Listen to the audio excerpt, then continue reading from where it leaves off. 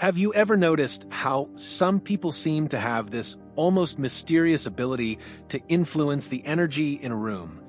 Without even saying a word, they don't shout, they don't beg for attention. They just quietly withdraw, and somehow everything shifts. People start getting curious.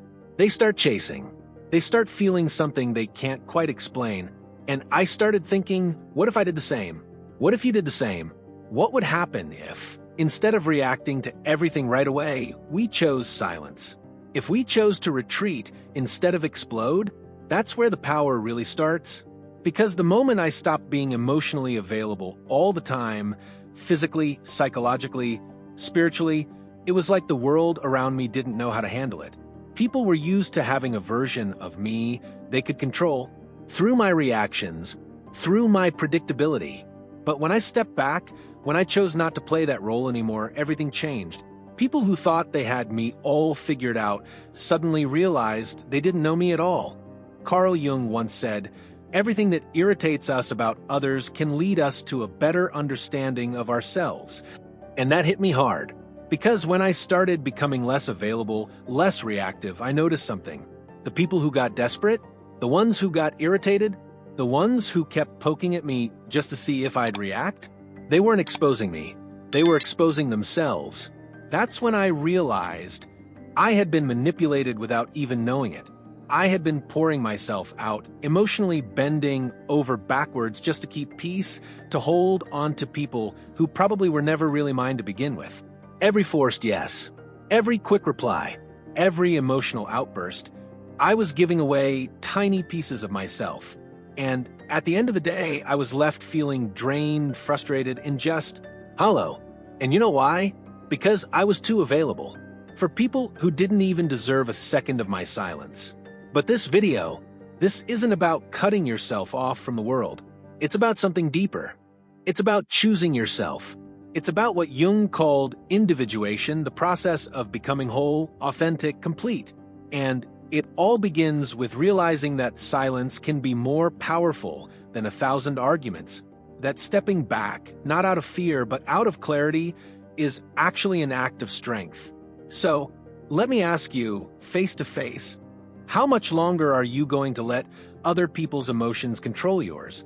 How much longer will you let yourself react like a puppet every time someone pokes at your wounds? Maybe it's time to cut those strings, time to become a little more mysterious. Because I promise you, when you stop being always available, everything starts to change. Since we were kids, we've been conditioned to be nice, to always say yes, to be the one who shows up, who replies quickly, who sacrifices. But here's the truth that almost no one tells you. That kind of availability, it's not a virtue. It's a trap. And as long as you think your worth is tied to how accessible you are, you're going to keep getting drained, used, and forgotten the second you're no longer useful. See, when you're too available, you become predictable. And predictable things? People treat them like tools.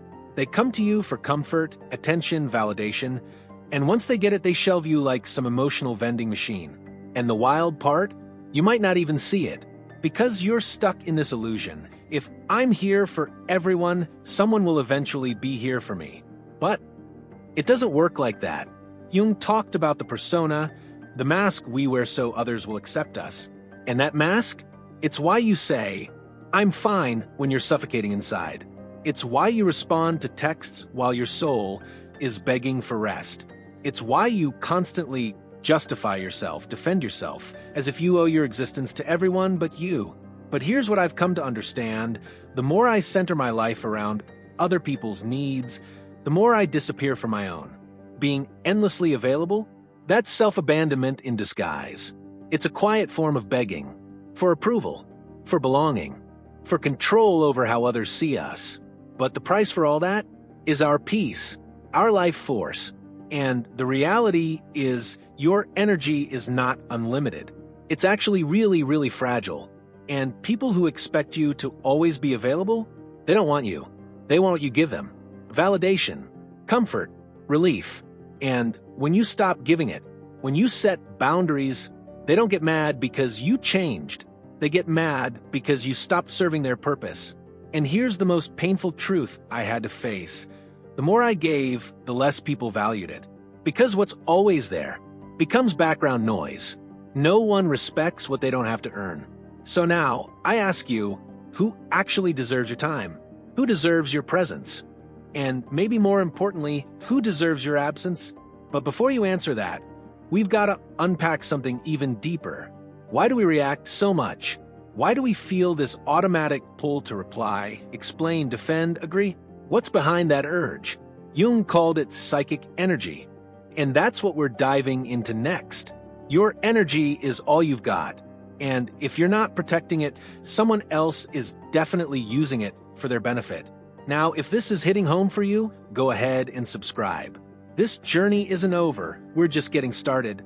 Carl Jung didn't see the human psyche as some robotic machine just reacting to life. He saw it as an energy system.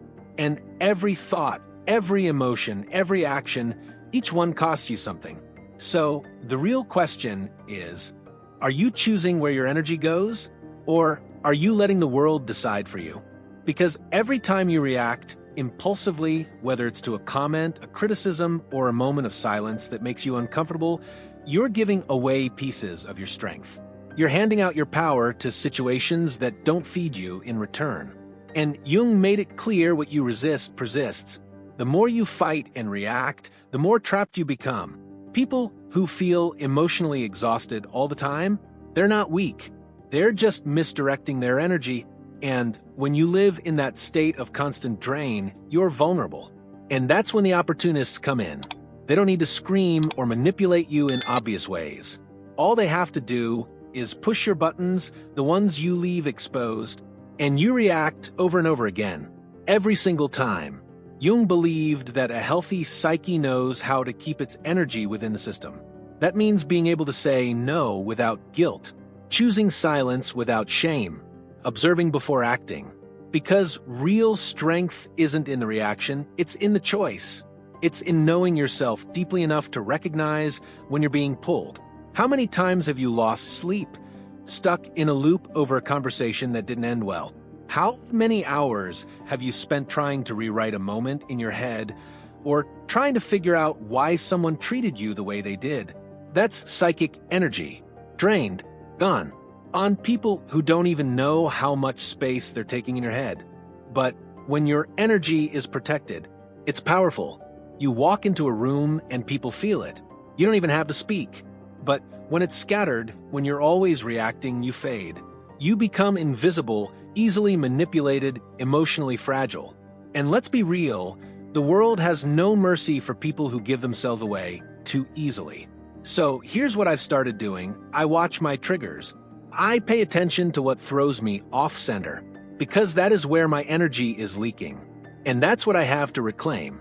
Not so I can become cold or distant, but so I can choose. So I can protect the essence of who I really am. One of Jung's most powerful insights was this: when you conserve your energy, you break other people's projections of you. You stop being their puppet. And that makes a lot of folks uncomfortable, because now we're stepping into a shadowy space, one filled with manipulation that's so subtle, you don't even know it's happening. You ever notice how some people only show up when they're in crisis? That one friend who suddenly needs you, that partner who's always looking for you to fix things, that person who praises you. But only when you're useful to them? Yeah. None of that is random. That's not real connection. They're not engaging with me. They're engaging with the version of me that benefits them. The version I've unknowingly agreed to play. And let's be real, why do we agree to play that role? Because deep down there's this fear. Fear of letting someone down. Fear of not being loved. Fear of being left behind. So we say yes even when it costs us our peace. Even when it chips away at our energy. And here's what I've learned. The most effective manipulation doesn't come with yelling or confrontation. It hides in guilt. It sneaks in through those quiet moments where you feel like you owe someone your time, your help, your understanding, no matter the toll it takes on you. But here's the thing. The manipulator doesn't actually need to control you. They just need you to keep reacting the same way, to keep playing your part. The moment you stop doing that, the whole dynamic shatters. The moment you stop explaining yourself, stop jumping in to help, start saying no, that's when things shift. That's when the mask they put on you starts to slip. And suddenly, they don't know who you are anymore. Worse, now they're faced with themselves. And not everyone's ready for that kind of mirror. See, when you stop being available 24/7, it's not just inconvenient, it's threatening. Your silence becomes this giant, invisible spotlight that exposes the noise they've been avoiding inside themselves. And that's when the backlash hits. The criticism, the guilt-tripping, the emotional drama. Not because you're in the wrong, but because you're no longer playing your part in their narrative. Carl Jung said something powerful. We do not become enlightened by imagining figures of light, but by making the darkness conscious. And I've realized that when we stop feeding the cycle, when we withdraw and go quiet, that's when other people's shadows start creeping out. And let me tell you, for folks who've been using you as a distraction from themselves, that's unbearable. So here's the question I had to ask myself, and I'll ask you now too. Are you ready for what happens when you stop playing along? Are you ready to be misunderstood, rejected, maybe even attacked just because you chose to protect your peace? Are you willing to sit in the silence that comes after you break the cycle? Because it's in that silence, that stillness, that something new starts to grow. That's what I want to talk about next. The kind of silence that isn't passive or weak. It's not about avoidance. It's about presence. Strategic, deliberate, powerful. The modern world is loud. Everyone's yelling over each other, trying to be heard, trying to win debates that don't matter.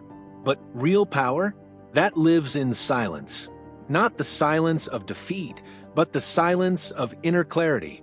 Jung once said, silence isn't emptiness, it's fertile ground.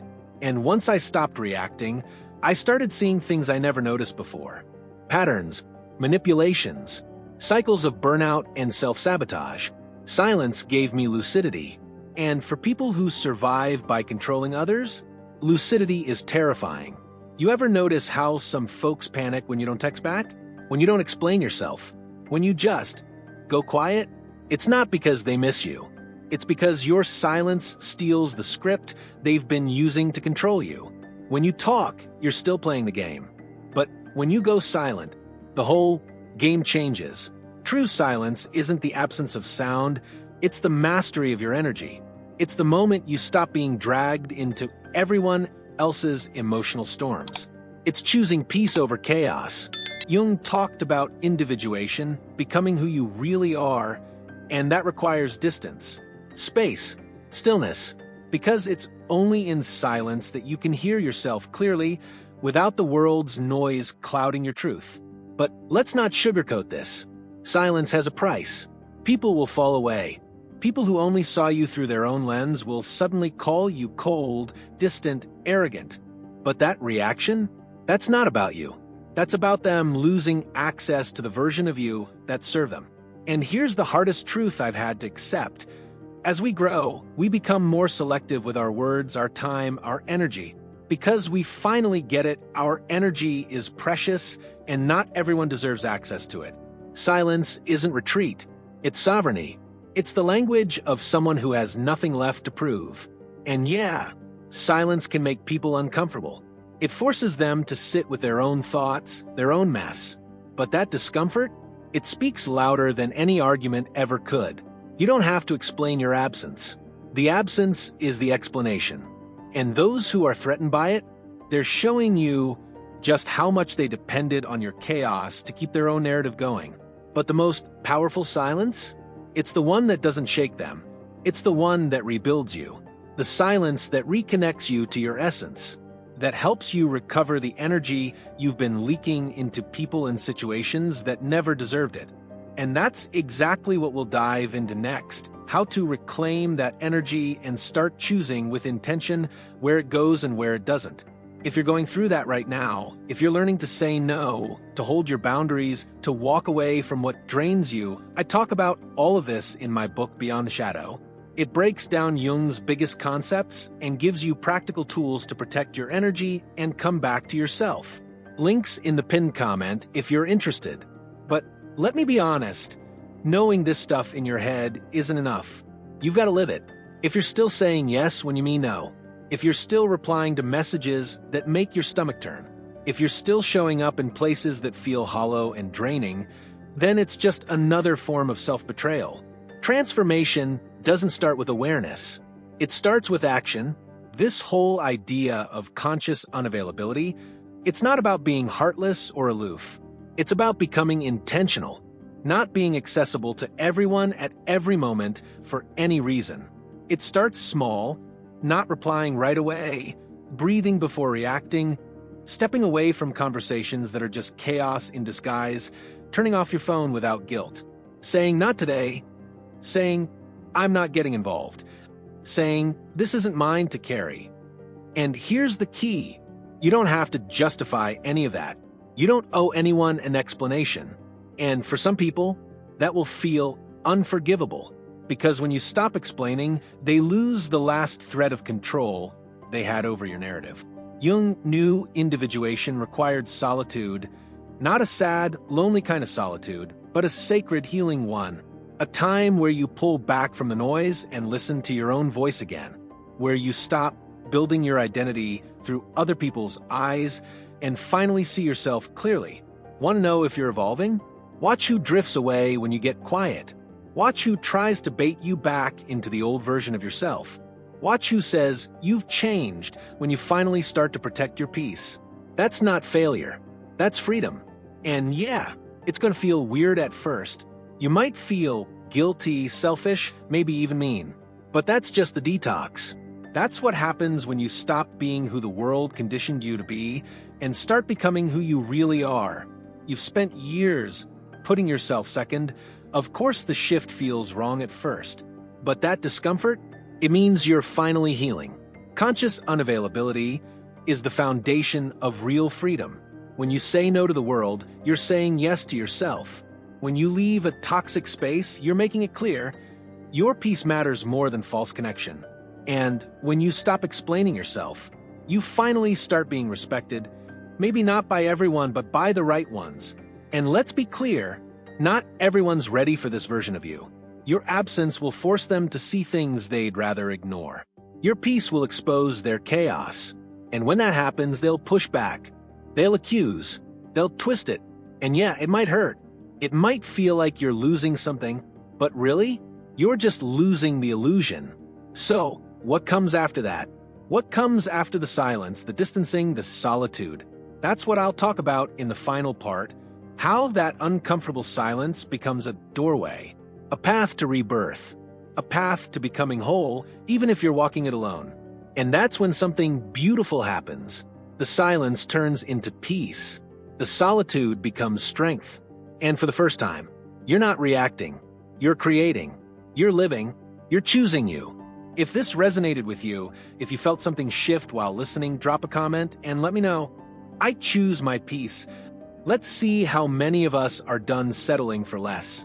And stick around because the next video, it's a big one. Way more important than you might realize. I'll see you there.